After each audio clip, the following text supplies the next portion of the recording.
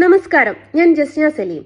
ഞാനൊരു മുസ്ലിം മതസ്ഥ ആയതുകൊണ്ട് മാത്രമാണ് എൻ്റെ പേരിൽ കലാപാഹ്വാനത്തിന് കേസ് നിരന്തരം കൊടുത്തോണ്ടിരിക്കുന്നത് എന്നുള്ളത് ലസിത പാലക്കൽ പറയുന്നതിൻ്റെ ഒരു വോയിസ് ക്ലിപ്പും ലസിത പാലക്കൽ ഹൈക്കോടതി അവിടെ റീൽസ് ചിത്രീകരിക്കാൻ പാടില്ല എന്ന് പറഞ്ഞതിന് ശേഷം ലസിത പാലക്കൽ റീൽസ് ചിത്രീകരിച്ചതിൻ്റെയും അത് ഡേറ്റ് വരുന്നത് ജൂലൈ 17, 2025 അത് സഹിതം ഞാൻ നിങ്ങൾക്ക് ഇവിടെ പോസ്റ്റ് ചെയ്ത് കാണിച്ചു തരാം.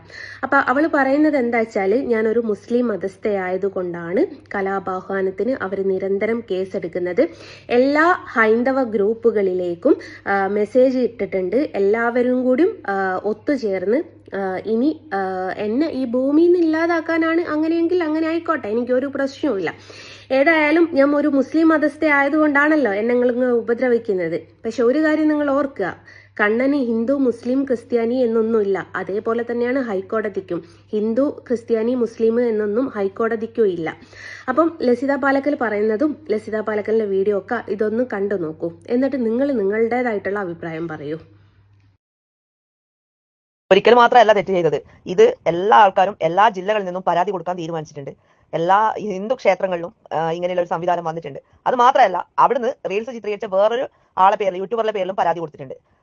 പിന്നെ അവിടുന്ന് ഹൈക്കോടതിയിലെ തെറ്റിദ്ധരിപ്പിച്ചിട്ടുണ്ട്. അവിടെ റീൽസ് പുറത്തുനിന്ന് പാടേ ഇല്ല എന്ന് പറഞ്ഞ സ്ഥിതിയിൽ നിങ്ങൾ പിന്നെയും പോയി ഹിന്ദുക്കളെ വെല്ലുവിളിക്കുന്ന രീതിയിലാണ് കാലുകൊത്തും കൈകൊത്തിയോ എന്നൊക്കെ ചോദിച്ചിട്ടിരുന്നത്. പിന്നെ രണ്ടാമത്തെ കാര്യം എന്ന് പറഞ്ഞു കഴിഞ്ഞാൽ അറിയാലോ, ഗുരുവായൂരിനെ സംബന്ധിച്ചിടത്തോളം അവിടെ യേശുദാസിനെ പോലും അവിടെ കയറാൻ പാടില്ല എന്നുള്ള ഇതാണ്. എന്നിട്ട് നിങ്ങൾ ഹിന്ദുക്കളെ വെല്ലുവിളിക്കുന്ന രീതിയിലാണ് നിങ്ങൾ ഇങ്ങനത്തെ ഓരോ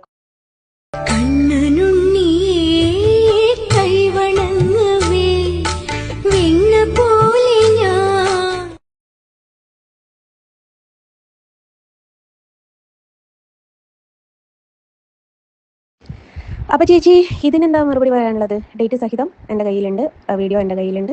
എന്താ നിങ്ങൾക്ക് ഇതിന് മറുപടി പറയാൻ? നിങ്ങൾ അവിടുന്ന് റീൽസ് ചെയ്യുന്നതും ഞങ്ങൾ ഹിന്ദു ആയ ഞങ്ങൾ അവിടുന്ന് റീൽസ് ചെയ്യുന്നതും തമ്മിൽ രണ്ടുണ്ട് വ്യത്യാസം. അവിടെ നിങ്ങൾ കാരണമാണ് ഞങ്ങൾക്ക് പോലും അവിടെ റീൽസ് എടുക്കാൻ പറ്റാതിരുന്നത്. അത് നിങ്ങളെന്താ ആലോചിക്കാത്തത്? നിങ്ങളെന്താ അധികം പൊട്ടം കളി കളിക്കാന്നോ?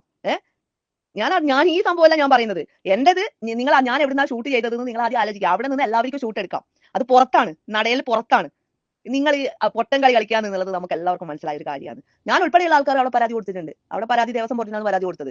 കാരണം അവിടെയുള്ള CCTV ക്യാമറയിൽ കൃത്യമായിട്ടുള്ള കാര്യങ്ങൾ ഉണ്ട് എന്നുള്ളത് ദേവസ്വം ബോർഡിനാണ് പറയുന്നത്. അപ്പൊ അവരെന്തെങ്കിലും ചെയ്ത് തീരുമാനിക്കട്ടെ. നമുക്ക് എല്ലാവർക്കും വീഡിയോ എടുത്ത് കാണാലോ.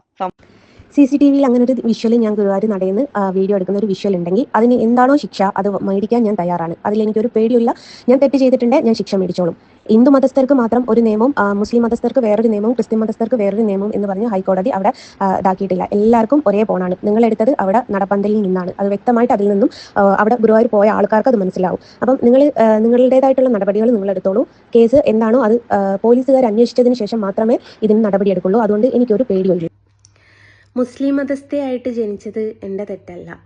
മുസ്ലിം മതസ്ഥയായിട്ട് ജനിച്ചതുകൊണ്ട് കണ്ണനെ ആരാധിക്കുന്നതിൽ തെറ്റുമില്ല എന്നുള്ളത് എനിക്ക് ഉറപ്പുള്ളൊരു കാര്യമാണ്. അതുകൊണ്ട് മുസ്ലിം മതസ്ഥയായതുകൊണ്ട് നിങ്ങൾക്കൊരു കാര്യമേ ചെയ്യാൻ പറ്റുള്ളൂ. അങ്ങ് ഇല്ലാതാക്കിക്കോളൂ, ഒരു കുഴപ്പമില്ല. കണ്ണന് വേണ്ടിയിട്ടല്ലേ, സഹിക്കാൻ ഞാൻ തയ്യാറാണ്.